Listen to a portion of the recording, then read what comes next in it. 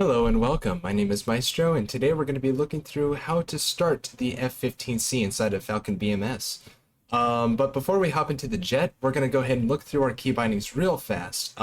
It's going to be real short and simple. When you open the launcher, we're going to go to key mapping, and on the top left, we're going to make sure that we have the F15 selected. There are only two bindings we want.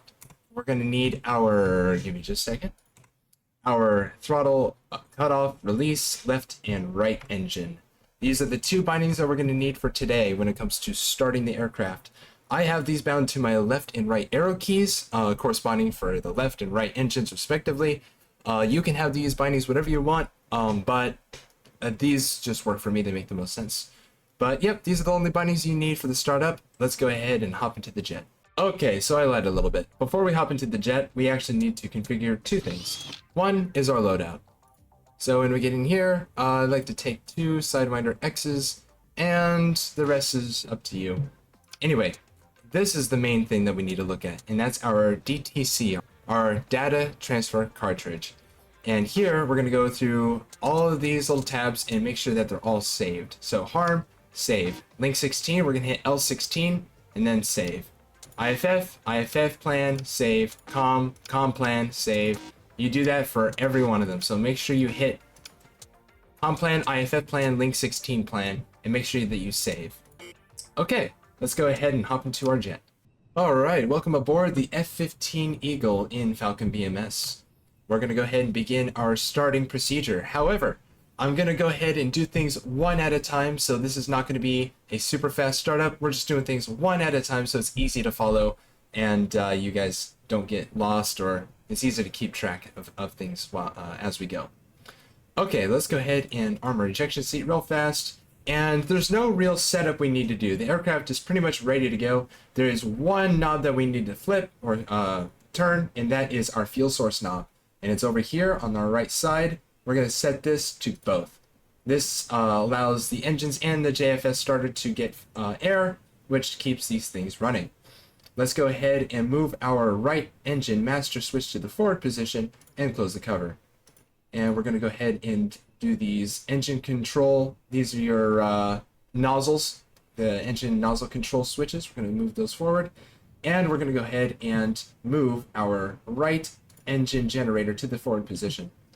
Lastly, we're going to turn on our JFS starter switch and begin our starting procedure.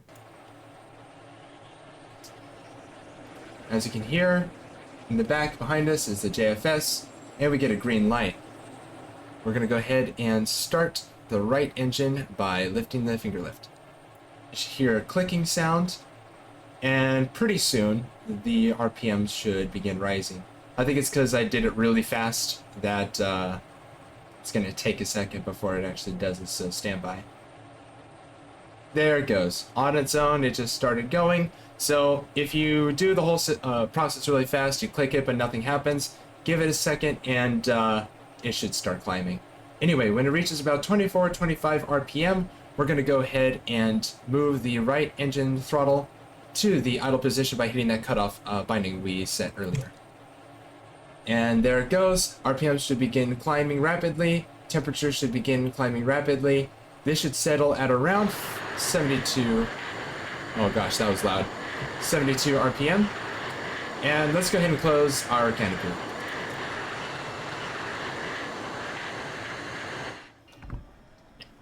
Beautiful. Now it should settle at around 72 RPM, and this is going to come down to about 490 degrees Celsius, I believe. 480. Perfect.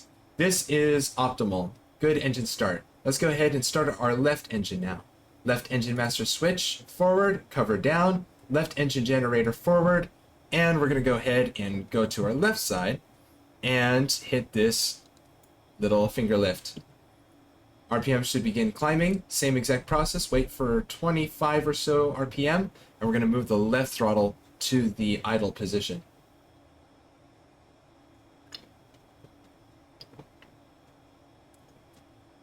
Now, while our left or right engine is starting, we could be doing our INS alignment, we could be setting up our screens and whatnot, but again, I want to do things one at a time so that we're not focusing on more than one thing at once. Now, the more you practice and the more you improve, you can start to do things a lot faster.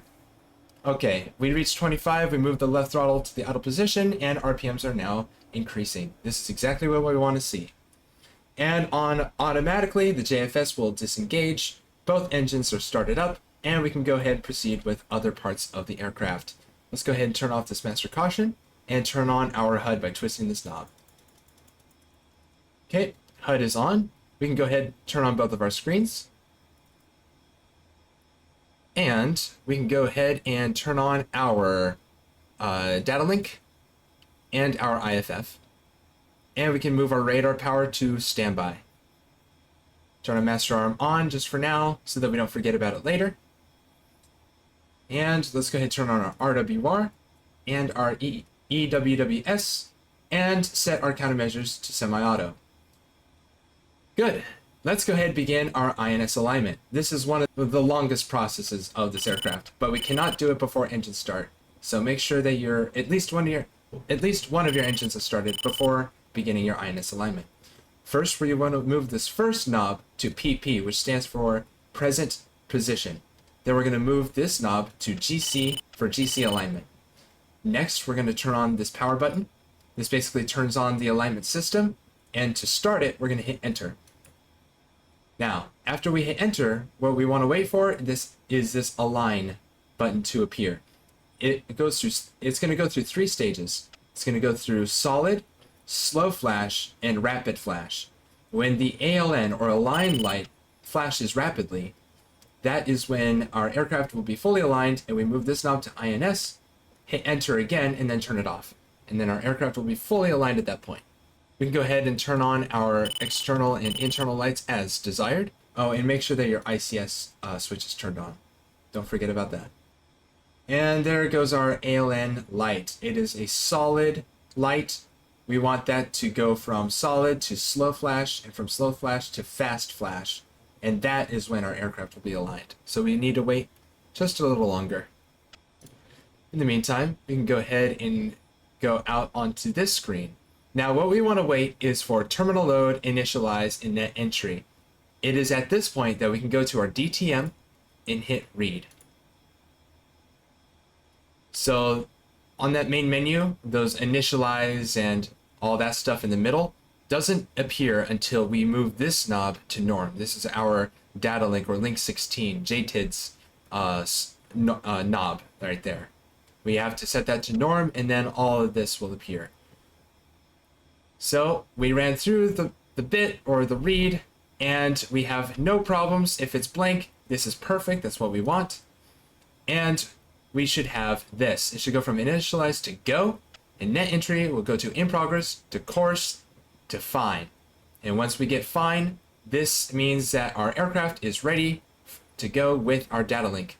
We can go to armament, air-to-air, and situational awareness. Now we have friendly contacts down here. These are 2 friendly contacts. I don't know what they are. P, I'm not sure what that means, but it is something. Anyway, now on our INS alignment, we have ALN. It's flashing slowly. Now we need to wait until it flashes rapidly before we begin our full alignment. Okay, this is what we want to see. So ALN is now flashing rapidly, and now our alignment is complete. We're going to go move this bottom knob to INS. We're going to hit enter to confirm alignment, and go ahead and turn this all off. Our aircraft is now fully aligned. We should have the heading on the heading tape there, and our engines are on. Our master arm is on. DTC has read and recognized our data link, our systems and settings. Flight plan, waypoints have all been set for us. We should be ready to go. All right, that's how you start the F-15 inside of Falcon BMS. Thank you for watching. I hope you enjoyed, and I'll see y'all later.